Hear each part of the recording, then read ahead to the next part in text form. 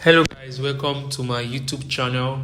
So today we are going to learn how to make our Excel journey so easy and stress-free. So let's dive into what we have today.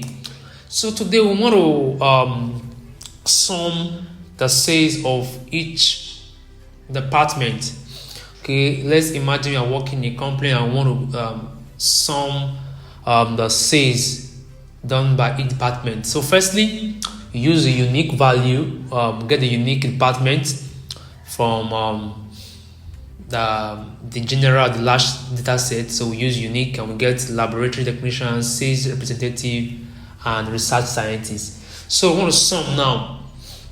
Say sum. So a normal Excel user will use this as a sum, then we'll begin to highlight the cell that has the laboratory technicians.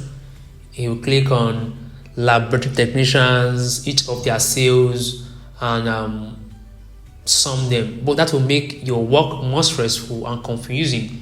But we're going to use a simplified function here today. We're going to make our work so easy and accurate. So we use the SUMIF function.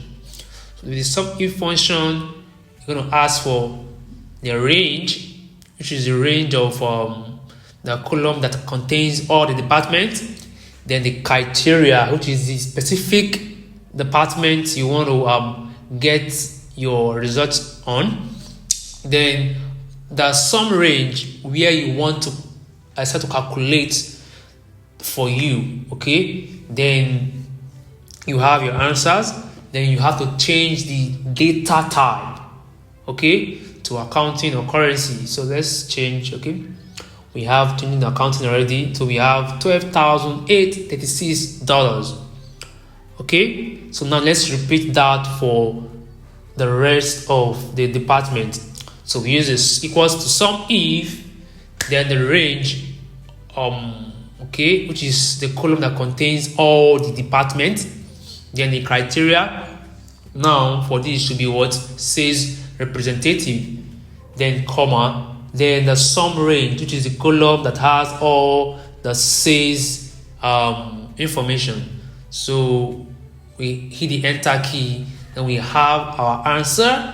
Then we have to change the data type also. Okay, so immediately we have $12,644.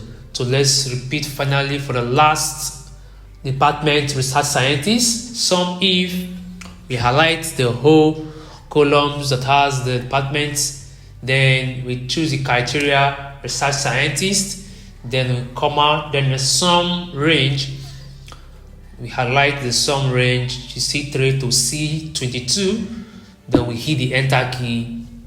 Thereafter, we have to change also the data type. Then we change that to accounting, and here we have our answers accurately and correctly. Thank you.